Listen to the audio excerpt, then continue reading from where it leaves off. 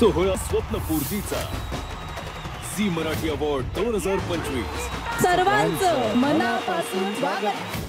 स्वप्न बेभान मनोरंजनाची स्वप्न प्रेमाची